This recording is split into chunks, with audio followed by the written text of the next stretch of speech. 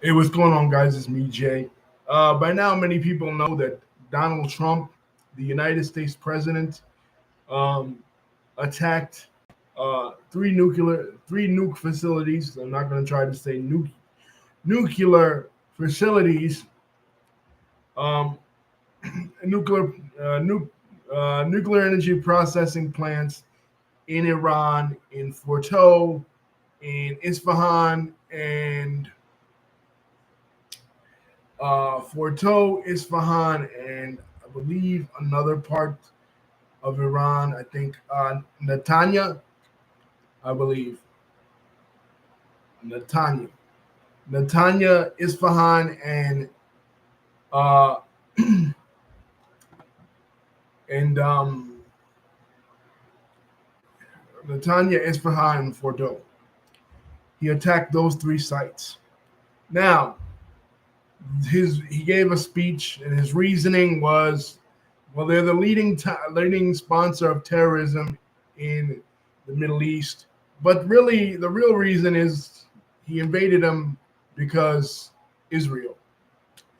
Israel, for the past week, well, more than a week, really since October 7th, 2023, has been having a lot of problems with Iran because Iran is a proxy sponsor of groups like Hamas, groups like Hezbollah, especially. We know that they've supported Hezbollah forever, being that Hezbollah is a Shia organization and they are Shia as well. It's the branch of Islam that they belong to. And basically, of course, Israel has problems with these groups. So then now Israel is going directly to war with Iran. This past week, started going directly to war with Iran. Now, Iran is a much bigger country. Iran is a nuclear power. They have nuclear capability. So they are obviously a danger to everyone in the Middle East. But what the Trump administration wants is regime change. That's what the American administration has always wanted. Regardless of who's the president, since 1979, as Trump alluded to in the speech, the United States has wanted a regime change in Iran. This is no secret. But now he's, for the first time ever, striking parts of Iran. Now, this, as the title says, is a wrestling video, so we're going to go into what this means for the WWE and TKO. Well, in a couple of weeks, the WWE will be having their annual Saudi Arabia shows that they usually have, a couple times throughout the year. In 2018, as many people know, when Mohammed bin Salman, the current leader of Saudi Arabia, the king of Saudi Arabia, assumed kingship or assumed the throne.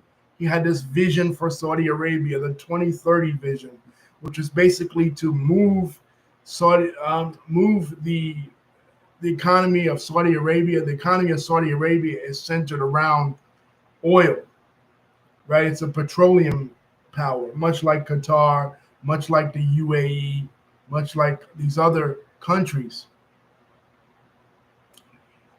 in the region.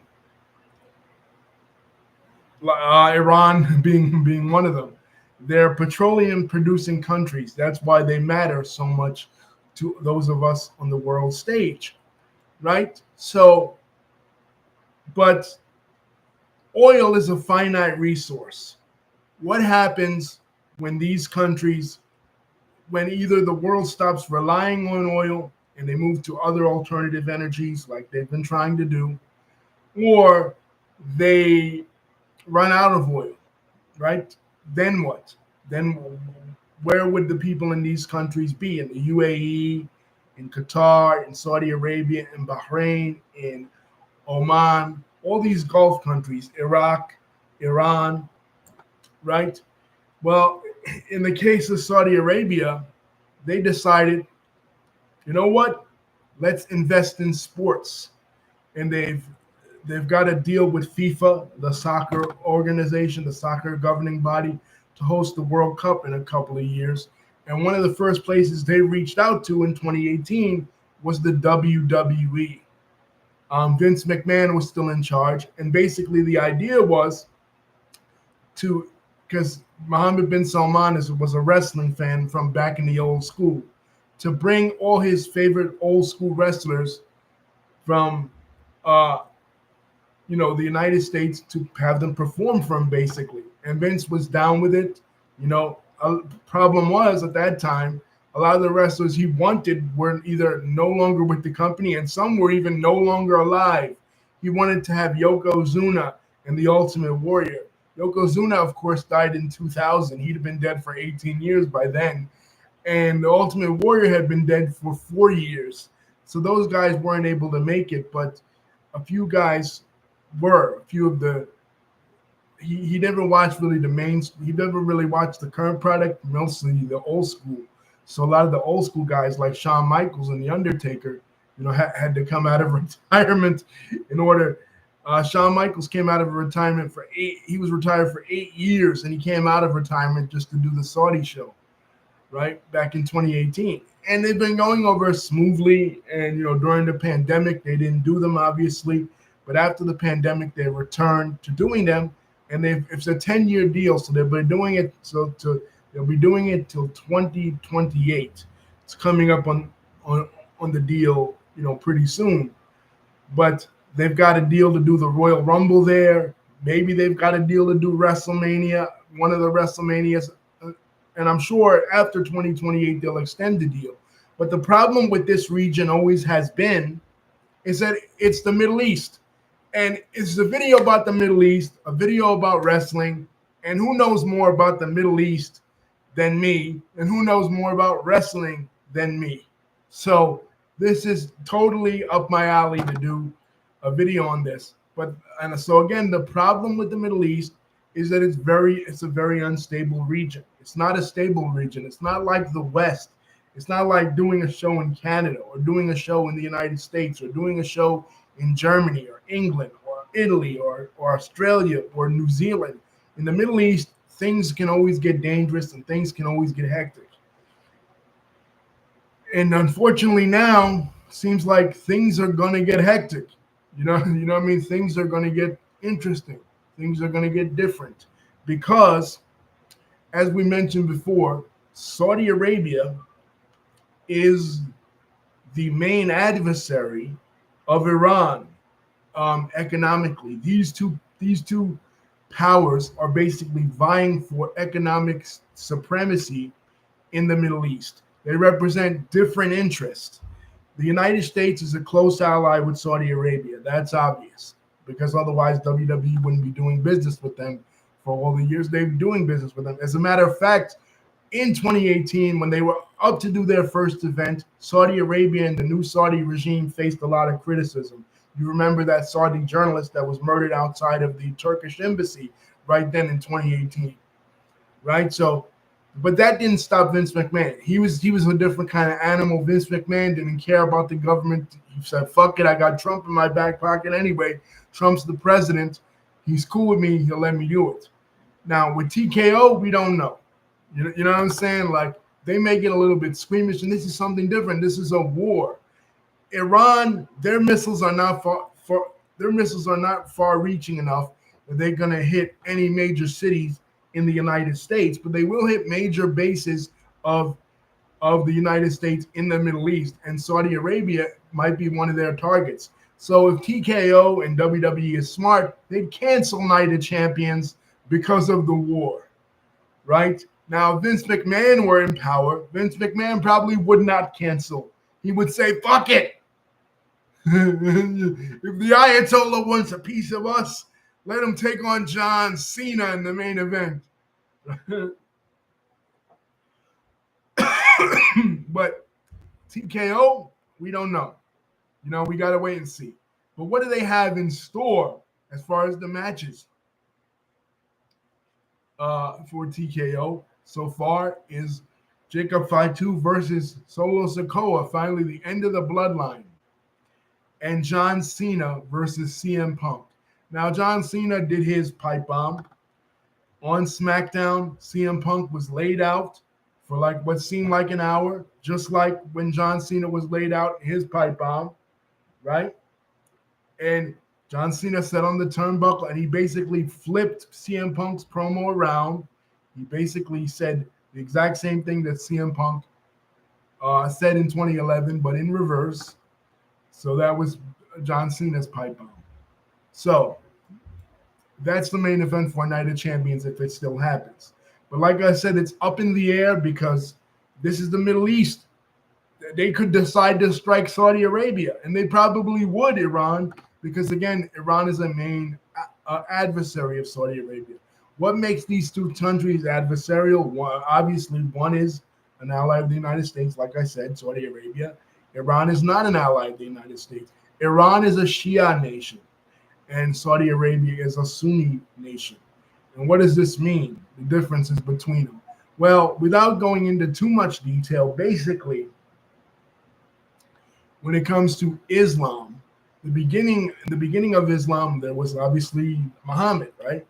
The prophet of Islam, the founder of Islam, according to history. Of course, Muslims would object to this, and Muslims would say, well, the founder of the religion is Adam, because Muslims believe that Christianity and Judaism were just mere aberrations, mere deviations from the straight path, what they call in Arabic the Sirat al-Mustaqim, the straight path to God. That these were human inventions created by Greek philosophers, Hebrew rabbis, what have you. And that the real message was always Abrahamic monotheism, which they call Islam, from the beginning of humanity to the end, Muhammad. Now, obviously, history doesn't agree with that. Secular history would say that Islam began with the Prophet Muhammad in 610.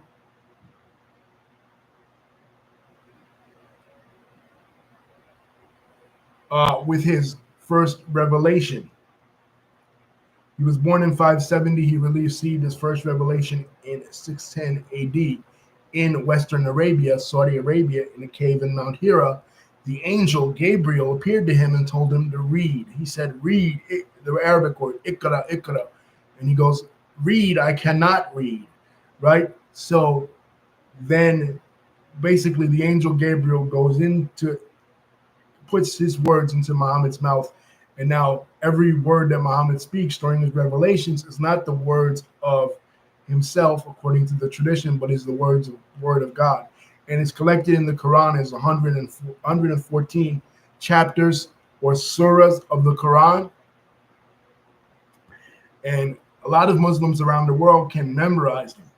Now, that's the community. That's the Ummah. It's basically, he unites all the warring tribes in Arabia, because Arabia at that time was very tribal, still probably is, very tribal. And they weren't technically a literate society. They were in between two very dominant societies, in between the Byzantine Empire, which was the eastern half of the Roman Empire, or at that time, people at that time, if you would have went back in time in a time machine and said the Byzantine Empire, people looked at you like you had 13 heads, because there was no such thing as the Byzantine Empire. It was the Eastern Roman Empire. It was the Roman Empire, and it was the Persian Empire, the Sassanid dynasty of the Persian Empire, which is located, of course, in Iran, right? And the capital was Ctesiphon, the current location of Baghdad, Iraq today. You know what I mean? So this included Iraq and Iran and several places, in Central Asia that were part of the Sassanid Empire. Both these empires fall. The Battle of Yarmouk, the Arabs or the Muslims, obviously they fight back. They're maligned. There's a hijra. They go from Mecca to Medina. The trip from Mecca to Medina is called the hijra, the Muslim community. But then they fight back against these pagans, and they liberate the Kaaba. That was their main objective, the Kaaba in Saudi Arabia, to liberate it. It was a worship site, and becomes the eternal worship site and the eternal Qibla, the eternal prayer direction for all Muslims around the world. So, but long story short, Muhammad is successful, but after he dies, he names no successor. He has no sons. So usually in Arab culture, like most cultures, as patriarchal, it would go to the firstborn son. But his sons didn't survive infancy. He only had a daughter that survived infancy, and they weren't going to let a Muslim female lead the ummah, right? So obviously, would go to her husband, right, Ali. Well, that's what the Shias believed. The Shias believed since Ali was Muhammad's cousin and his son-in-law, that he rightfully deserved to be next in line. Well, the Sunnis didn't believe that because the Sunnis said, well, anybody that's qualified enough, anybody that is pious enough, anybody that has learned enough in Islam, learned enough in the Hadith. Well, there wasn't any Hadith back then, but learned enough, let's say, in the Quran, just the Quran itself, can be qualified. And plus, the guy that the Sunnis picked was Abu Bakr as-Siddiq, Muhammad's best friend and father-in-law. He was married. He was the father of one of Muhammad's wives, Aisha, who was the primary source for most of what will become the Hadith or sayings collections of Muhammad. So the Sunnis picked Abu Bakr Siddiq, and the Shias picked Ali ibn Abu Talib. And obviously, the majority went with Abu Bakr, right? And then Abu Bakr is murdered, and then they skip over Ali again. They go to Umar ibn al-Khattab, who was one of the early converts.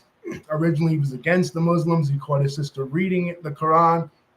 From there, he noticed the beauty of the Quran, and he became one of the chief warriors for Muhammad. Physically, even he was a former wrestler, right? Himself, Umar ibn al-Khattab was a former wrestler, and he becomes Umar ibn al-Khattab, which in Arabic means the son of the book. Basically, he falls in love with the Quran, falls in love with its recitation, and they choose him as the second caliph. It is during his reign in the 730s, 739 to be exact, that Islam expands to Jerusalem, which was formerly part of the Eastern Roman Empire. Sophronius is the man in charge of Jerusalem at the time, and the one who gives the keys to Umar. It's a very famous story because as Umar is going into Jerusalem, him and his servant are trading places because it's a far journey. So he's going into Jerusalem, and and sometimes he's riding, and sometimes the servant he's riding and the servant is walking. Other times the servant is walking. The servant is riding and he's walking. So they get to Jerusalem, and it's the turn of the servant to ride and Umar to walk. But he's like, whoa, the servant. So Umar says, "Let's get ready. Let's do it." And Umar said, and the servant says, "But Caliph, what would it look like? You're the Caliph of the Prophet's army, and I'm the successor." This is what they call the successors, the Caliph, the Caliphate, right? So what would it look like if I'm riding and you're walking, and you're supposed to be in charge of the Ummah, right? So he goes, "No, don't worry about it." And this is a show of like Umar's humility, right? As he's entering Jerusalem to basically take it over for the Muslims. And it goes peacefully. Supposedly, Sophronius recognizes the prophethood, I guess, of Muhammad. And without becoming a Muslim, he's supposed to pray. It's time for Umar to pray. He says, "Pray in this church."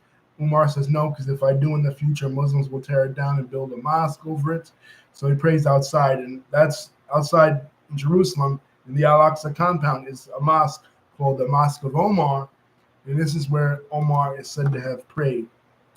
But anyway, he's the second caliph. He is then also murdered. And then you have Uthman. Uthman is the third caliph of the Rashidun, according to the Sunnis now. He's the one. He collects. They have the Quran written on rocks, on papers, on leaves, different collections. He collects the Quran, and he compiles the first written book of the Quran. Originally, it was just committed to memory, but after Uthman, and he has all the other copies burnt. So he's murdered. He's also murdered in another dispute. Finally, the fourth one, we get to Ali. Finally, so the Shias are finally appeased. Ali is finally the leader of the Muslims, but he's murdered. He's murdered, and from there it goes. It, the Muslim army, the Muslim empire becomes monarchical. Now they start to go by bloodline. Before they were going by piety, by practice. This is the end of what they call in Islamic history the Rashidun period, the period of the rightly guided caliphs. Those four. After that, it goes to Muawiyah, and Muawiyah, an Arab leader. Interestingly enough, his family, right, the Umayyad clan, from the of the Quraysh, same tribe as Muhammad, but they fought against Muhammad. When Muhammad was introducing monotheistic reforms in Mecca, Muawiyah's family fought against him. But then Muawiyah becomes what they call the Arab Caesar, because much like Caesar, when Caesar became emperor of Rome, Rome was a republic. Rome had been a monarchy. Rome had like 6 or 7 kings. It was a disaster for Rome. So under Cincinnatus, they became uh, they became a republic. So, but by the time of Julius Caesar, that was the end of the republic days. So they gave up republicanism to go to monarchy and empire. Likewise, the Muslims gave up democracy to go to empire, and that's the beginning of the Umayyad Empire, named after Muawiyah's clan. Later, the Abbasids take over, and the Abbasids were of Muhammad's bloodline, related to his uncle Abbas, right? But still, they're not Shia technically. So, but now that there's these dynasties, the Umayyad dynasty, the Abbasid dynasty, and later the Fatimid dynasty would be a Shia version, a Shia group, and the Mamluks will be Sunni, and the Ottomans will be Sunni. But now that there's this, there's always been that group that always disagreed with the selection. They disagreed with Abu Bakr, they disagreed with Umar, they disagreed with Uthman, and that group was the Shia. They believed that only the Ahli Bayt, only the blood descendants of Muhammad should be allowed and to be allowed to have consensus and rulership over the Muslim community. So eventually, what ends up happening, because of that animosity, they get pushed to the foreground of Islamic history. They become the ultimate minorities of the Islamic history, because under the beginnings of Umayyad rule, right? Hussein and Hassan, the two twin grandsons of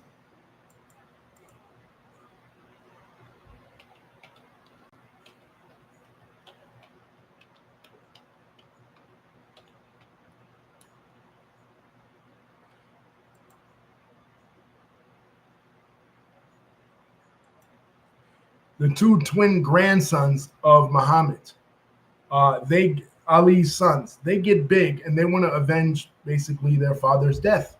You know what I mean? They're tired of this tyrannical rule. So there's a battle between the Sunnis and the Shias called the Battle of Karbala, basically that takes place in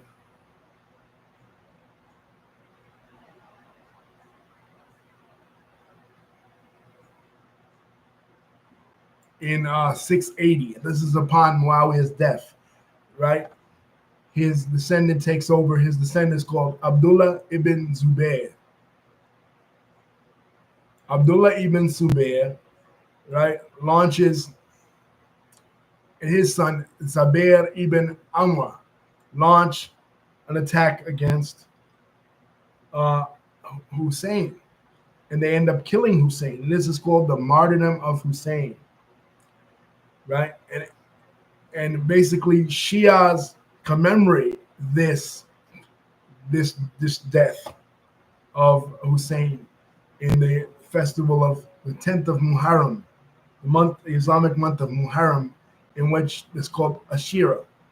Basically, well, they celebrate it in different ways, but in Iran, what they'll do is they'll flagellate themselves. They'll cut themselves, they'll beat themselves up, they'll abuse themselves for the sake to feel on par with the suffering that Ali, what they consider Ali the first Imam, the first leader of the Muslim community, and Hussein, the second leader of the Muslim community, felt upon their deaths. And basically, that flagellation is like the suppression of the Shia community in Iran.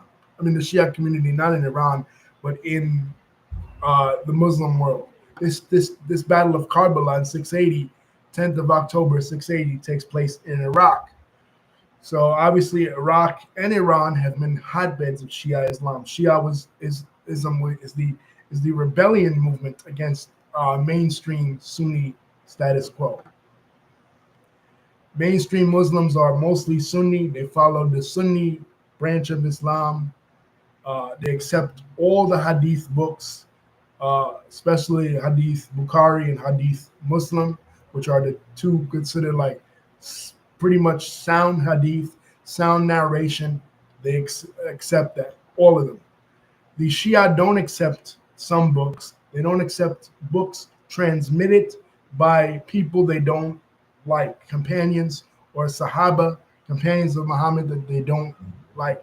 For example, Aisha. They don't like Aisha because Aisha and Ali had personal disputes. There was an incident in which Aisha was accused of having an extramarital affair on Muhammad, and Ali went along with that, and Ali, basically was saying, yeah, Aisha was guilty. And Aisha led a battle against Ali, against the Shia side. So anyway, long story short, in about the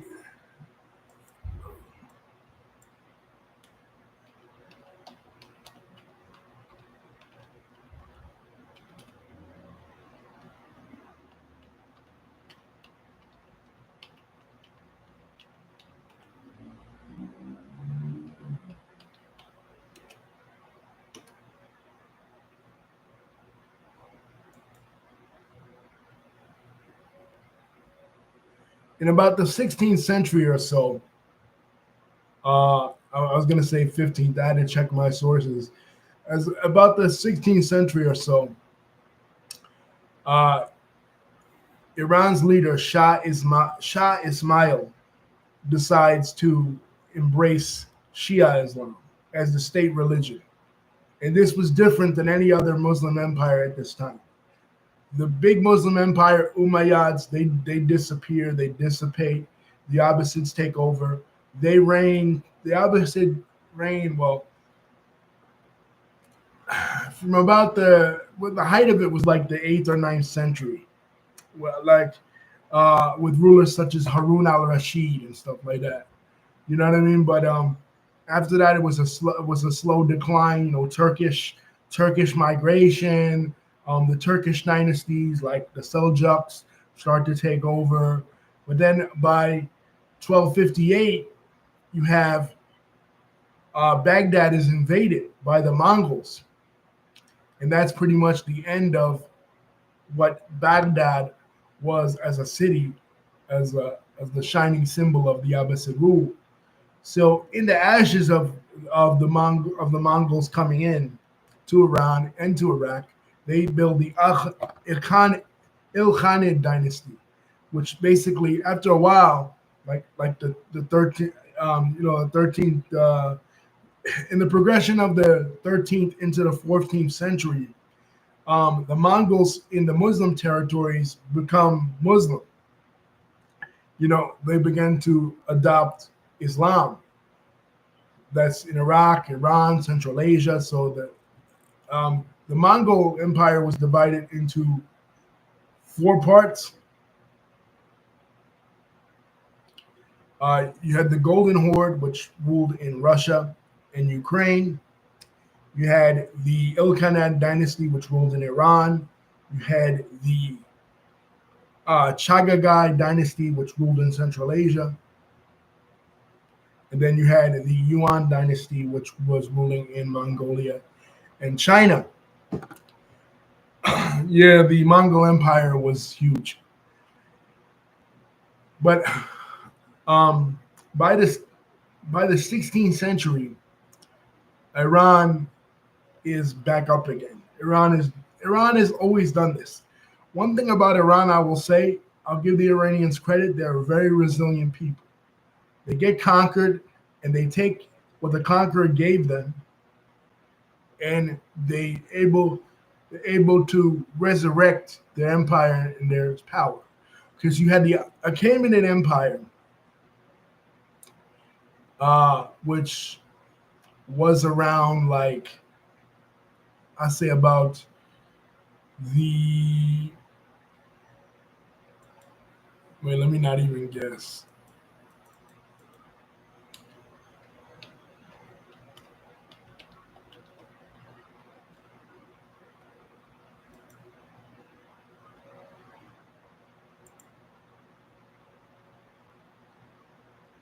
Uh, Around like 550 BC, the Achaemenid Empire actually freed the Jews, the Jewish people. Famously, the Jewish temple in Jerusalem, was destroyed by Nebuchadnezzar, the leader of the Babylonian Empire at that time, right? And the Jews were exiled to Babylon, but which is in Iraq. After 70 years, because of the leader Quraysh, or Cyrus, we call him in the West, Cyrus the Great, they were allowed to return. Their first exile was ended. They rebuilt the temple and everything, because Cyrus, unlike other leaders, unlike the Assyrians and unlike the Babylonians, he believed that people should be allowed to keep their religion. So he was pretty much a liberal for his time, anyway. So that's the Achaemenid Empire.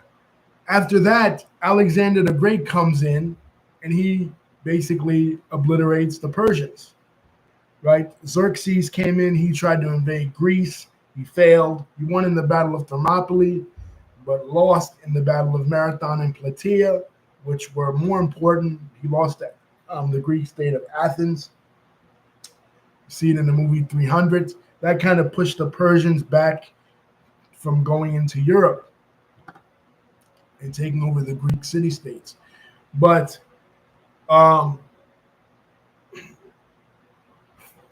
Alexander the Great must have got the memo, because he, Greek speaker, even though he was from Macedonia, he wasn't from Greece, technically. He invades Persia and he takes over Persia. And from there, you have the Seleucid dynasty. Because again, Alexander the Great was similar to Muhammad. He didn't appoint a successor either. So when he dies, the Greek Hellenistic Empire splits into three. You have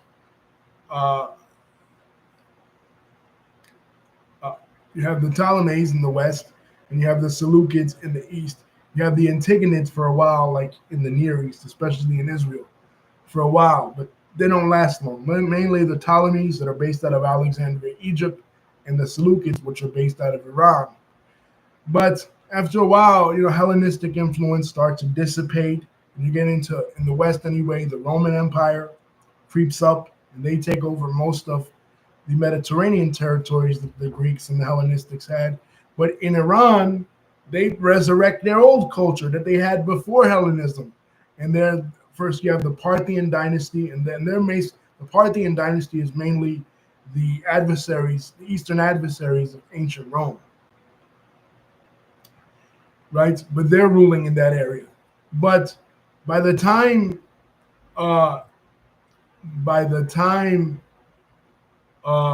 Christianity hits the Roman Empire and Rome becomes Christian, which is, like I said, in the 300s, like 311, 312, Persia is also established under Khosrow the First. Persia is also established as a Zoroastrian state with the Sassanids, and again they become a world power. Iran has reestablished itself, but then in the Battle of Qasidia in the 7th century, against the Muslim general Khalid ibn Walid, Iran is defeated. The Iranians are defeated, and the Persians are defeated, and the Persians are their main religion, which was Zoroastrianism, which was their religion, Zoroaster, Zarathustra, in Persian. He was a Persian. He was a Persian man. He wrote the Avestas, probably the first semi-monotheistic religion ever introduced, even older than Judaism. Because remember, Judaism was henotheistic. Judaism was not polytheist. I mean, was not monotheist in the sense that they believed only that Yahweh was the only God of the universe. That idea did not come about until after the Babylonian exile, when they were already exposed to Babylonian/Persian ideas about deity. Basically, the idea in the Zoroastrian religion is that there are two forces. There's Ahura Mazda, the main god of the Persians, the main god of the universe, Ahura Mazda, and there's Manu, Anger Manu, the evil god. So there's two gods, there's two opposing forces, and these two opposing forces are doing battle until the end of days, when the Shah-i-Shan in Persia, the Shah, the King of Kings, will return. So obviously Christianity adopts this greatly, this idea of dualism. Judaism adopts it to some extent, and Islam also adopts this idea. But this idea came from Zoroastrianism. It came from an Iranian Persian religion. So, so Iran is taken over by the Muslims, converted to Islam. It took a while, but it happened because the infrastructure among the Zoroastrian priests was a lot weaker than the infrastructure among Jewish rabbis or Catholic priests in the Christian or Jewish areas that the Muslims conquered. So it happened a lot faster in Iran. But one thing about Iran that was different than all the other places that the Muslims conquered, Iran never adopted the Arabic language. They adopted the Muslim religion, but never the Arabic language. And by the time of the Abbasids, around the 8th or 9th century, Iran and Persia once again become a world power. They resurrect their culture. It is in an Islamicized form, just as the Seleucid Empire was the Hellenized form of Persian culture, but it was still Persian culture, right? But then, again, just like they had done during the Hellenistic times, they resurrect their pre-Islamic culture once again in the form of the Safavid Empire. And I believe that Shah Ismail I, becoming a Shia Muslim, was his way to distance himself from the Islamic mainstream, to make his empire and his people different than the Islamic mainstream, which was ruling in Mecca, Medina, and in Jerusalem.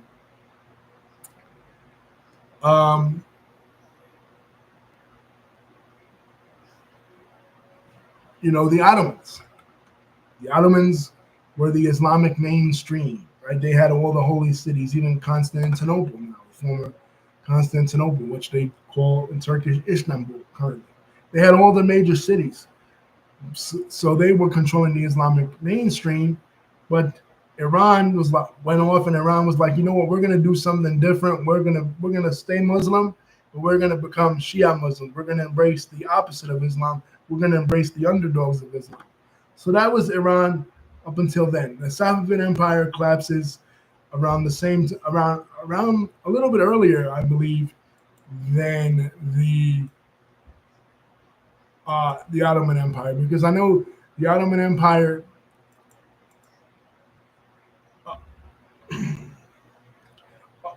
ended around World War I, but the Safavid Empire ends around 1736, around there.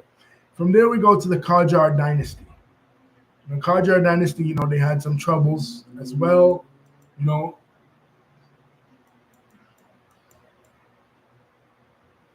in some areas, but nothing major.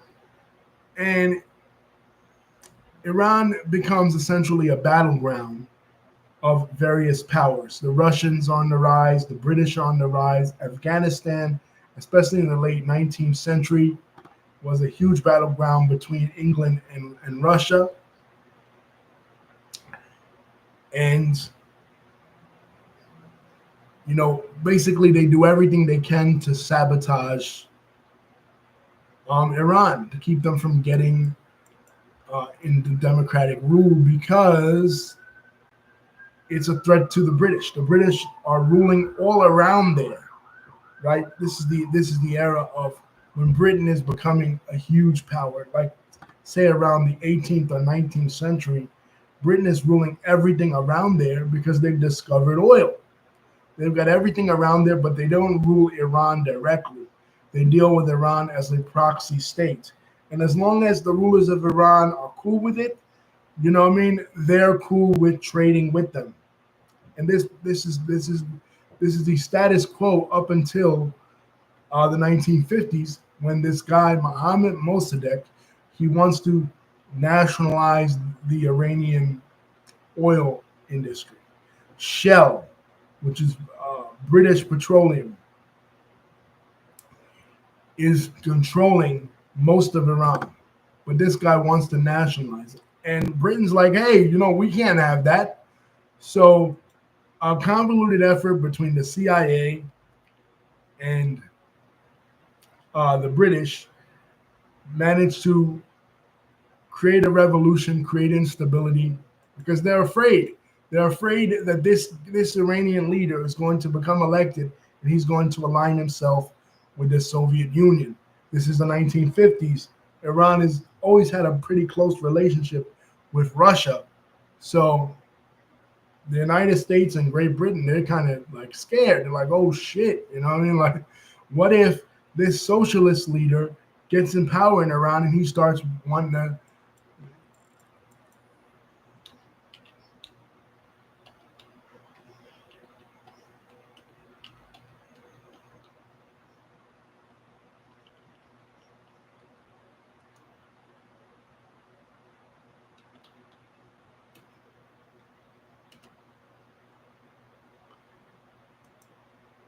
he starts wanting to kick,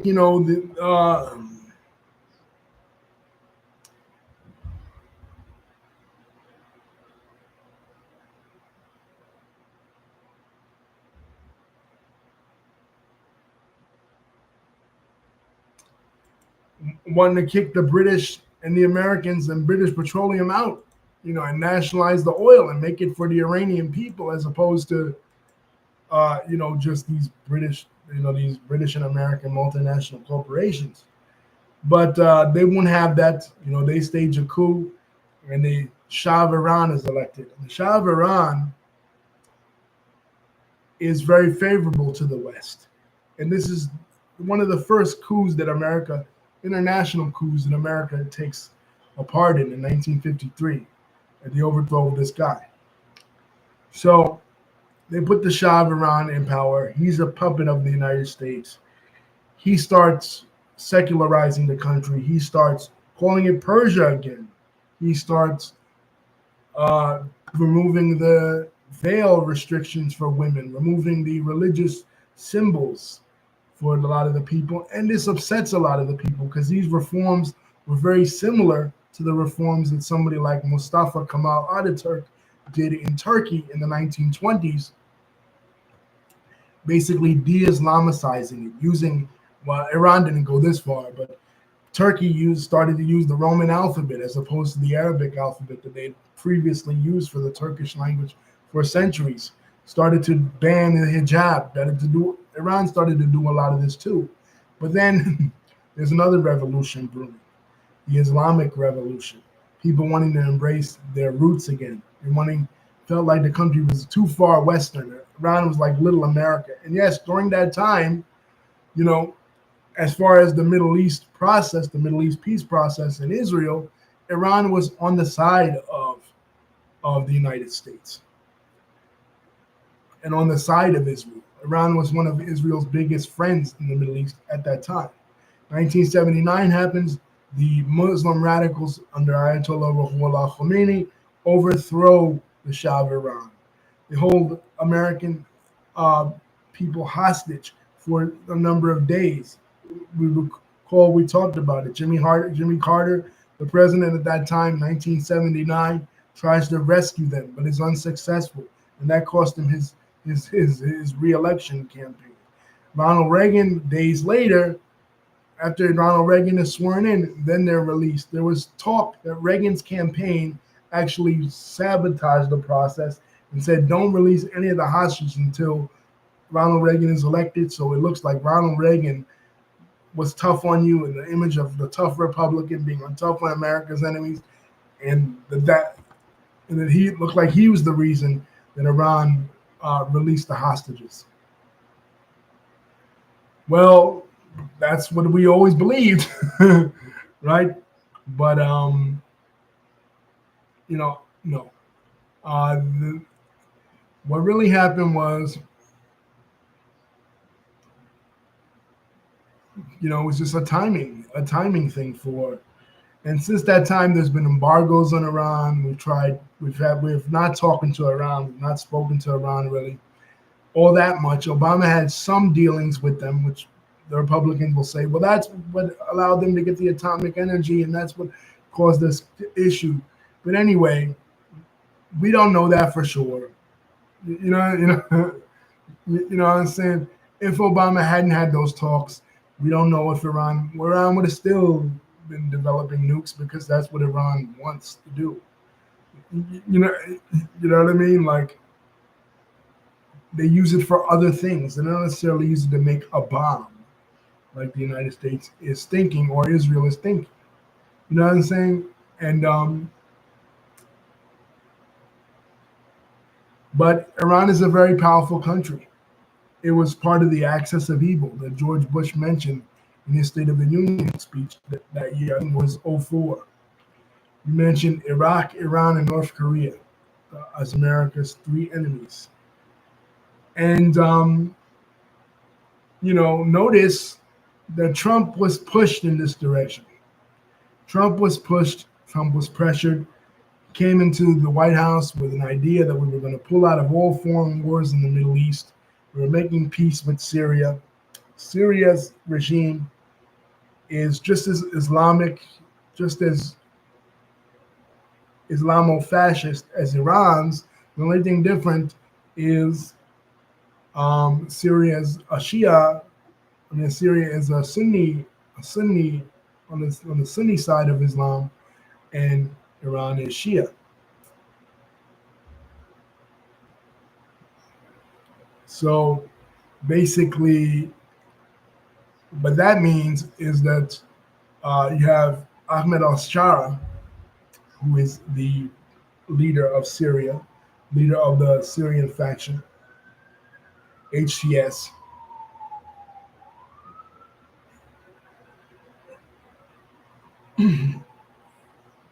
He's negotiable with Trump, and he's negotiable because they'll use the Saudis as a liaison.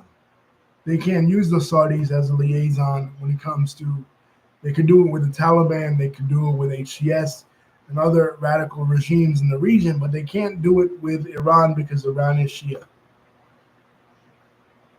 So basically, they can't control Iran like they can other Islamic countries in the region. So they have to take them over. Now, these other countries are competing with Iran for the oil share. So they don't want to see Iran become a power either. And plus, there's a cultural divide at play.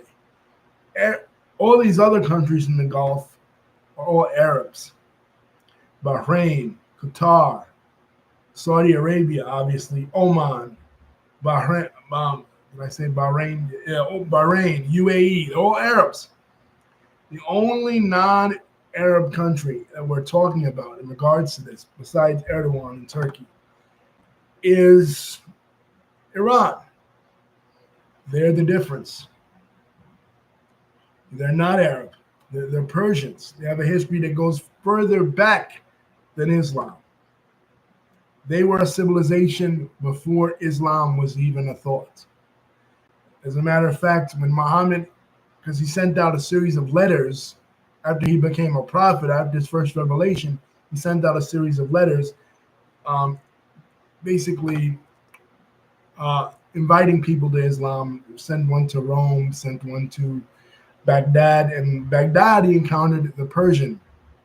And the Persian leader at that time, the Shah, which was Persian for a leader, He ripped the page up. That's why they say the Islamic the Islamic sources say that the Persia was conquered faster and quicker and more decisively than Rome, because Persia outright rejected Muhammad, whereas Rome, capitulated, and Rome wasn't destroyed in Islamic eyes until 1453 with the conquest of Constantinople by the Ottomans. Rome remained for like another 1,000 years. Persia did not. And they say that is because, the Shah ripped up Muhammad's letter. But who knows? But that's the story with Iran, man.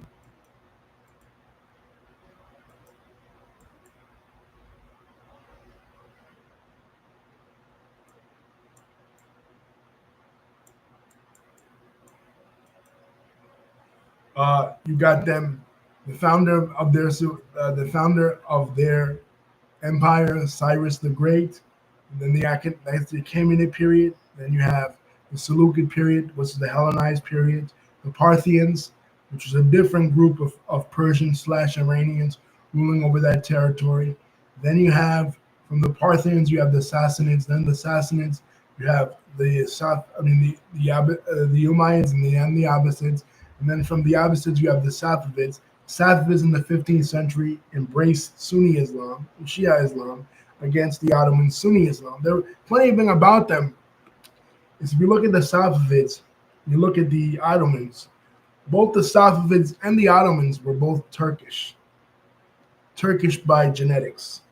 They were descendants of Turkish tribes who had migrated westward into the Middle East, converted to Islam, and migrated westward into the Middle East. But the culture that the Safavids took on was the Persian culture, and the culture that the Ottomans took on was the Arabic culture. You know what I mean? So it's kind of like an Arabic kind of, even though there are Arab Shias, the former ruler of Syria, Bashar al-Assad was an Arab, a Syrian Arab, but he was Shia, Alawite, which is a heretical branch of Shiaism anyway. There are different branches of Shiaism. The main branches are the Ismailis, which they have, their beliefs is like a lot of Neoplatonism, a lot of Greek philosophy interjected in. A famous ruler in the 10th and 11th, ruling dynasty in the Islamic world in the 10th and 11th century, the Fatimid dynasty, ruled with that philosophy. They were based out of Egypt, and they ruled with that philosophy. Obviously, Fatimids refers to Fatima, Muhammad's daughter, and they're Shia, so their rule descends from her.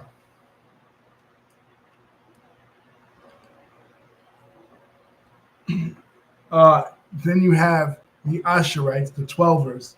And those are the Ayatollahs and the mullahs that you see in Iran. Those are Twelvers. And basically what 12 refers to is they believe that the 12th Imam, the 12th descendant of Muhammad from that lineage, is the true Imam, or the Mahdi. And this Mahdi, the Mahdi is a figure that all Muslims believe in. Basically, in Islamic eschatology, Muslims are waiting for two figures, like Christians are waiting for Jesus' return, and Jews are waiting for their Messiah, which they don't believe was Jesus, but they believe will be another person. Muslims are waiting for the Mahdi and the Messiah. The Messiah, they say, was Jesus. They believe Jesus will return, but before Jesus returns, there will be a leader of the Muslim community, the Mahdi, who will defeat the infidels. And Mahdi in Arabic is the guided one.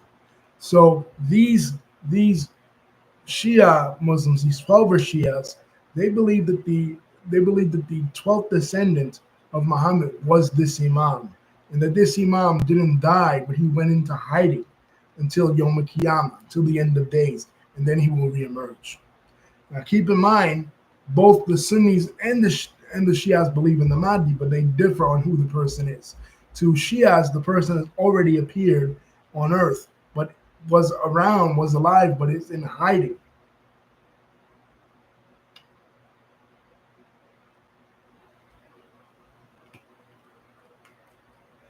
To the Sunnis, the person has not appeared yet.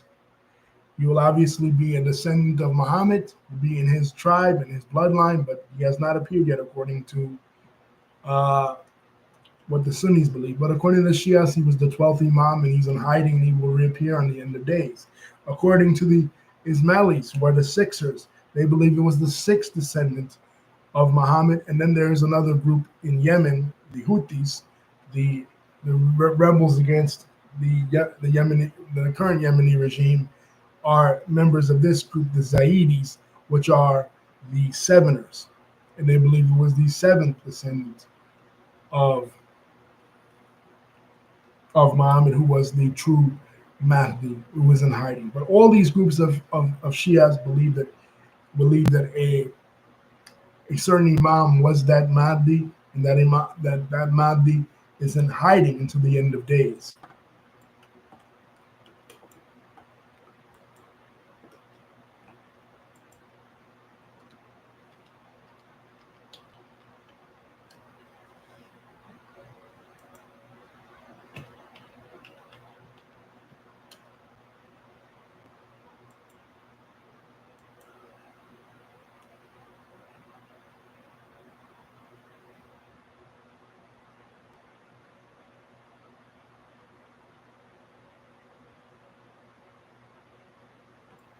But the Twelver branch of Shiaism is the most biggest branch.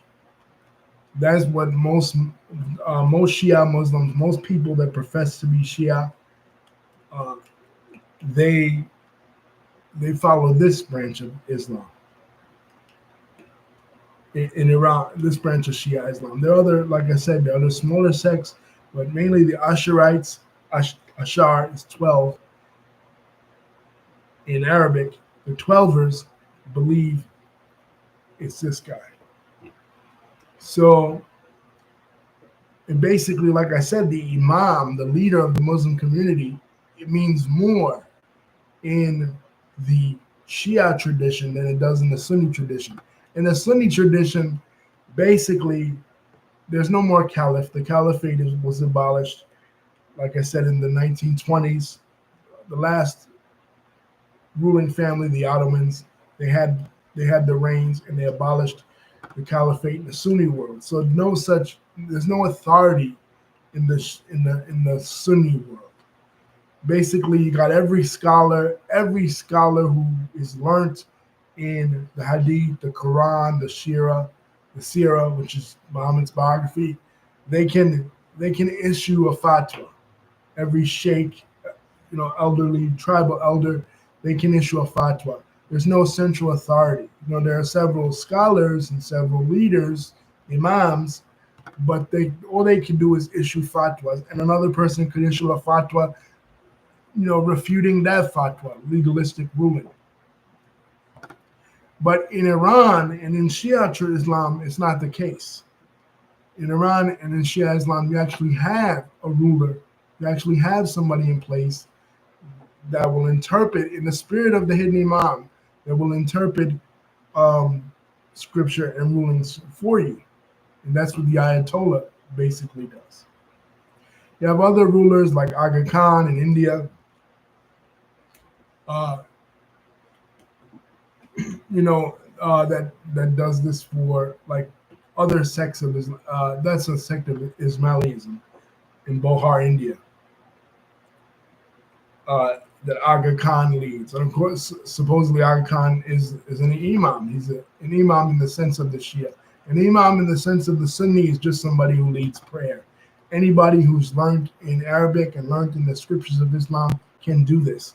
They can lead the Salah on the Jummah on Fridays.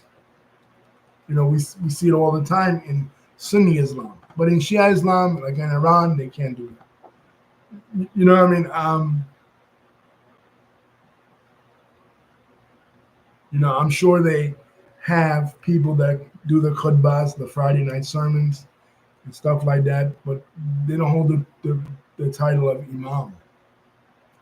Imam is strictly for the descendants of Muhammad in the Shia tradition.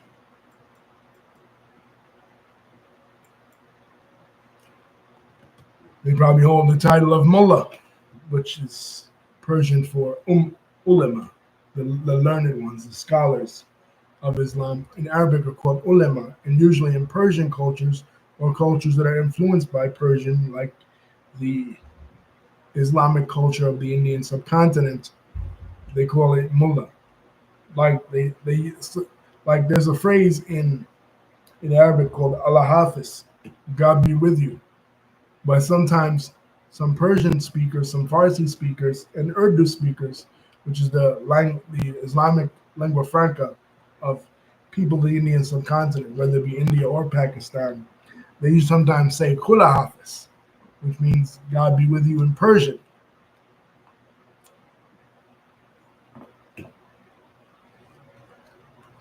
Persian and Farsi and uh, Hindi and Urdu are related anyway because they're in the same language family of the Indo-European languages, the Indo-Iranian languages, Indo-Iranian branch of languages. I mean, even you can see like if you look at the Vedas, which are the Hindu scriptures, and you look at the Avesta, which are the Zoroastrian scriptures, pre-Islamic Iranian religion, they're very similar. um, so yeah, what does this mean for the WWE? Will they continue to go to the Middle East? Who knows? I think if Ari Emanuel and Nick Khan were smart, they'd pull out because they would seek the safety of their performers before the almighty dollar. Let's hope. But let's talk to another issue. John Jones retiring. John Jones hanging it up, saying goodbye to the world of MMA. John Jones, to me, is the greatest MMA fighter of all time. He is the GOAT. He is the Michael Jordan of mixed martial arts. Currently, right now, he's ranked number 3 behind Islam Makhachev and Merab Dvalishvili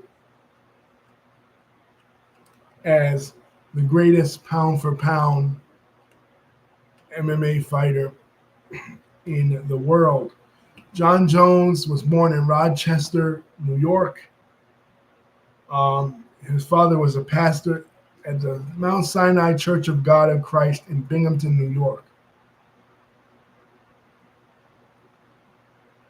And he debuted on August 9th, 2008 for the UFC. At UFC 87 against Andre Guzman. But perhaps his greatest rivalries was like in 2011,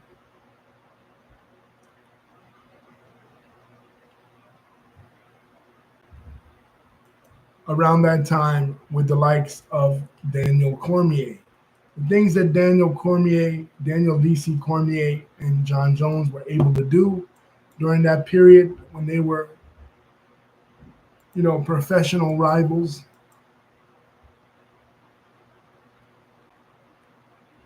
From like 2011 to like 2016. I think they were even supposed to fight at UFC 200, but Jones failed a drug test. And that's the thing. Jones has had his issues. He's had legal trouble, right? He's been arrested for DWIs. He's been basically MMA's bad boy, domestic battery.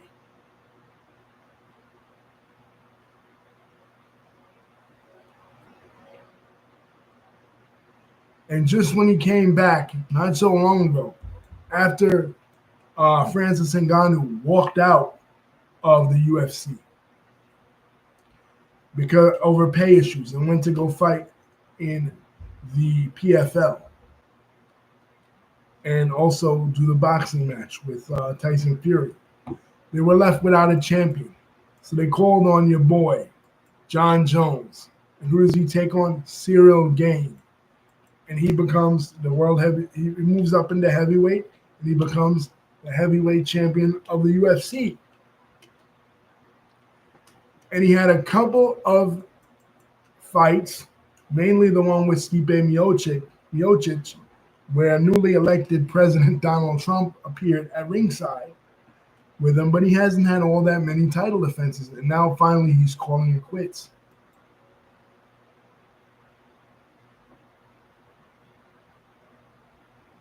The Wrestling Observer awarded him most valuable martial artist, 2014 feud with Daniel Cormier. Most outstanding fight. He won that in 2011 in the Wrestling Observer newsletter awards.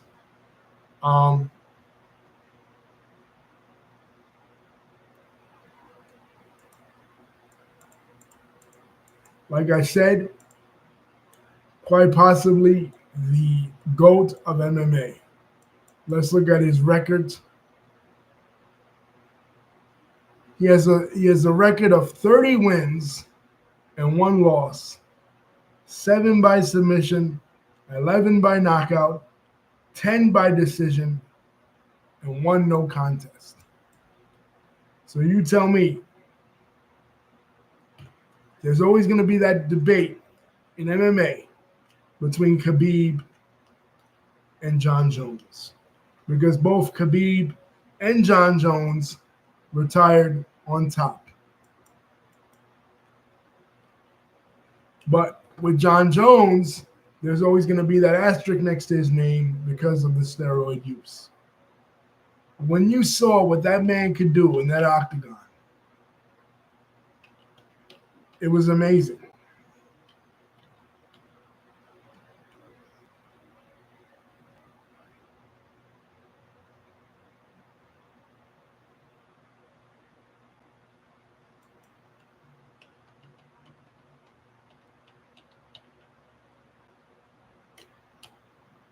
It was truly amazing. And I believe that him and Daniel Cormier's feud, was a feud on par with Ali and Frazier in the boxing world. So best of luck to John Jones and whatever he chooses to do in the future. But MMA has definitely changed, because now he was the last of the fighters that I liked, the fighters that I considered to be the elite. You know, the Anderson, when I first got into the sport, the Anderson Silvas, the the Chuck Liddells, the Quentin Rampage Jacksons, the Rashad Evanses, and the John Joneses and Daniel Cormiers. You know, and of course, GSP. You know, not really the early days of MMA, but the times when MMA was really blowing up in the late 2000s and early 2010s. Like the 2010s was the era of MMA, and John Jones was at the helm of that when it was the era of MMA. Now he's retired. Now we've got Murad, we've got Islam, we've got Pereira, we've got Elia Taporia. But in terms of American champions, there is none. There is no more American champions. I mean, Bilal Muhammad is, I believe he's the welterweight champion at this time, but he is from Chicago, right, of Palestinian descent. He's the only American on there. Now that John Jones is retiring, there is no American fighters that are champions in UFC, either in the men's division or the women's division, right? The women's division got Zhang Weili tearing it up. But she's from China. You know, there's no more Ronda Rouseys. There's no more Conor McGregors. There's no more John Joneses. There's no more Daniel Cormiers.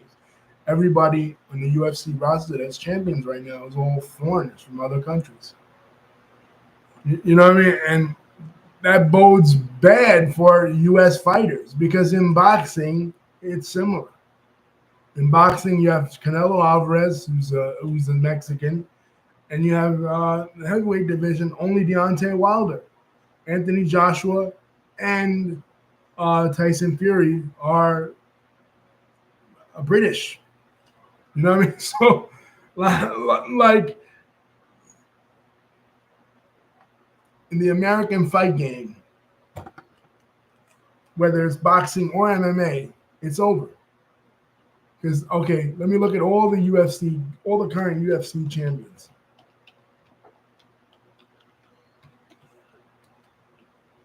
Okay, the UFC championship list.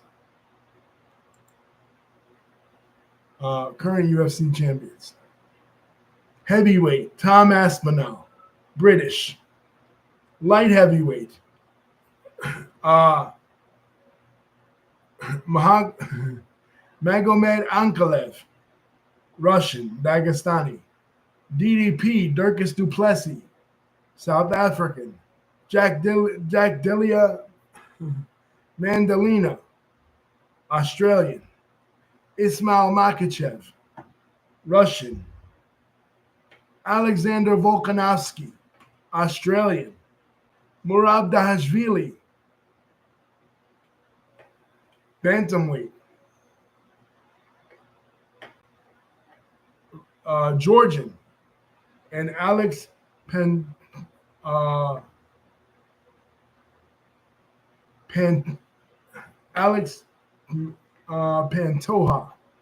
who is Brazilian. Oh, my mistake. We do have one American, Kayla Harrison. She's bantamweight. And Valentina Shevchenko, she is from Kazakhstan by way of Peru. And Zhang Weili is from China. So there you have it. I was mistaken. Bilal Muhammad is no longer the welterweight champion. It is this guy, Jack Mandalina. So you hear it. Only one American champion out of all the belts in the UFC. So, I mean, shit. Was Sean Strickland right? American fighters can't catch a break, in the UFC.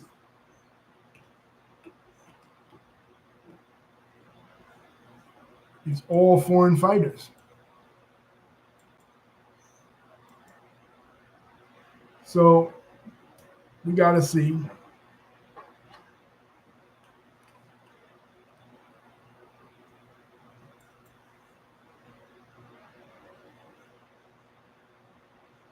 And Tom Aspinall was awarded the championship. He never won the championship from John Jones. But man, it really feels like it's the end of an era in mixed martial arts for real.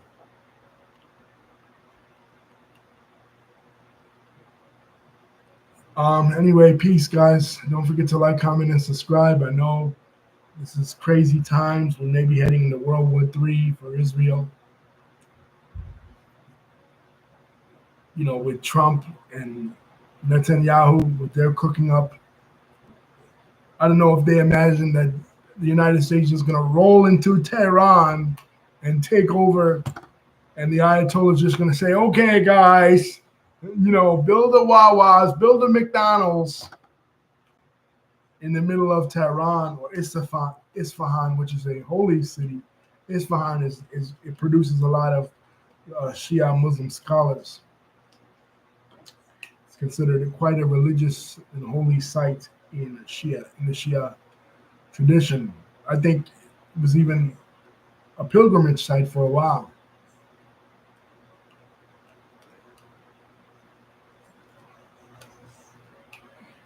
Anyway, guys, don't forget to like, comment, and subscribe. Hit the bell button to see my next videos coming out.